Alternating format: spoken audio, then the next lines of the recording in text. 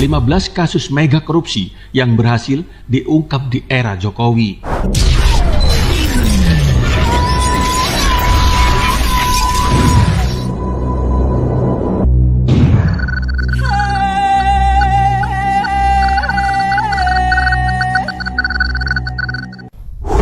Kinerja penegakan bukan diukur dari seberapa banyak kasus yang ditemukan, tetapi pada bagaimana mencegah secara berkelanjutan agar tindak pidana korupsi itu tidak sampai terjadi lagi.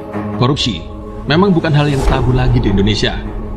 Transparency International merilis laporan bertajuk Global Corruption Barometer Asia, dan Indonesia ternyata menempati posisi ketiga sebagai negara yang terkorup di Asia.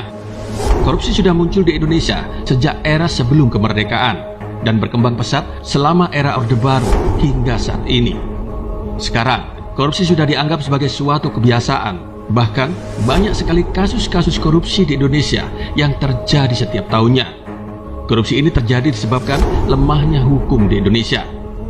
Awal mula terjadinya korupsi pada era Orde Baru dikarenakan adanya perubahan kebijakan ekspor menjadi sistem sentralistik. Kebijakan yang tidak lagi dipegang daerah, melainkan dialihkan ke pemerintah pusat. Perubahan gaya hidup akibat sentralisasi yang berlebihan membuat para pejabat dan para oknum BNS terjangkit korupsi. Dari era Orde Baru hingga era reformasi seperti sekarang ini, mentalitas korupsi sudah sangat mengakar kuat, sehingga sangat sulit untuk diberantas. Bisa dibilang, korupsi merupakan penyakit mental dan moral manusia. Korupsi memang adalah tindakan yang dapat merugikan banyak pihak, sehingga korupsi bisa disebut sebagai tindak kejahatan. Tentunya, memang permasalahan korupsi ini tidak bisa dianggap remeh. Semakin lama dibiarkan, permasalahan ini pun akan menjadi polemik yang berkepanjangan. Seperti yang kita ketahui, kebanyakan korupsi dilakukan oleh pejabat-pejabat tinggi negara yang juga memiliki kuasa. Bahkan para pejabat tersebut memiliki ante-ante dan berkong kali kong dengan para koruptor lain. Mereka menyalahgunakan kekuasaan untuk melakukan korupsi serta memperkaya diri sendiri. Di zaman SBY, memang tidak banyak kasus korupsi yang bisa diungkap. Bahkan, kasus-kasus korupsi di zaman SBY malah banyak yang terungkap di zaman Jokowi. Rata-rata, memang kasus korupsi bisa terungkap saat di periode Jokowi. Sehingga hal itu menjadi pertanyaan besar. Bagaimana kinerja penguasa periode sebelumnya? Dan kali ini, Rakyat Jelata akan mengungkap fakta beberapa kasus mega korupsi yang berhasil diungkap di era Presiden Jokowi. Kasus korupsi kondensat. Diperiksa terkait kasus korupsi dan pencucian uang 2 triliun rupiah, yakni dari SKK Migas Raden Priyono dan Joko Harsono. Kasus korupsi Asabri. Tindak pidana korupsi pengelolaan dana investasi PT Asabri. Jumlah kerugian dalam kasus ini mencapai 22,78 triliun rupiah.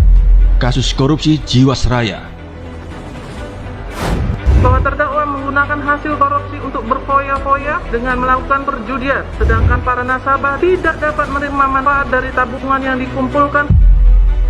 Kasus korupsi Bank Senturi. Saat ini Budi Mulyasa menjadi terpidana tunggal skandal Bank Senturi. Namun pada tahun 2012 bukan hanya Budi Mulya tetapi juga Siti Fajriah. Kasus korupsi BLBI. Dan kasus dugaan korupsi penerbitan surat keterangan lunas SKL BLBI dengan terdakwa Syafruddin Arsyad Temenggung digelar di Pengadilan Tipikor Jakarta. Kasus korupsi Pelindo II. KPK ini menahan mantan Direktur Utama PT Pelindo II, RJ Lino. Kasus korupsi PT Antam. Terduga korupsi di PT Antam pada Rabu malam. Salah satunya adalah mantan Direktur Utama PT Antam. Kasus korupsi Kota Waringin Timur. Di lain, Bupati Kota Waringin Timur, Supian Hadi, tersangka kasus korupsi. Ia diduga manfaatkan jabatannya untuk memperkaya diri terkait dengan izin pertambangan. Kasus korupsi EKTP. Menjatuhkan pidana oleh karena itu kepada terdakwa Setia Novanto dengan pidana penjara selama 15 tahun. Kasus korupsi benih lobster. Menteri Kelautan dan Perikanan Edi Prabowo menjalani sidang putusan perkara dugaan suap izin ekspor benih lobster. Kasus korupsi proyek PLT Uriau. Eni Maulani Saragi kembali menjalani proses persidangan di Gedung Pengadilan Tindak Pidana Korupsi Jakarta. Kasus korupsi Badan Keamanan Laut atau Bakamla. KPK menetapkan 3 tersangka baru dalam kasus suap pengadaan satelit monitoring di Badan Keamanan Laut.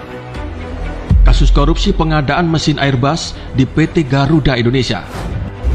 Penuntut Umum KPK mendakwa Emir Syah menerima uang suap dari mantan dirut PT Mugi Rekso Abadi. Kasus korupsi Bansos. Juliari Batubara dituntut 11 tahun penjara atas suap yang diterimanya dalam proyek Bansos COVID-19. Kasus korupsi BPJS Tenaga Kerja. Kepala Pusat Penerangan Hukum Kejagung Leonard Ebenezer Simanjuntak akan memeriksa 20 orang saksi atas dugaan korupsi BPJS Ketenagakerjaan. Tetap rapatkan barisan, counter segala hoax dan provokasi yang disebarkan oleh musuh-musuh pemerintah. Karena tujuan mereka jelas, ingin agar pandemi ini terus berlangsung sampai kiamat. Mari kita bersama, jaga Jokowi, jaga NKRI. Salam Jokowi 3 periode.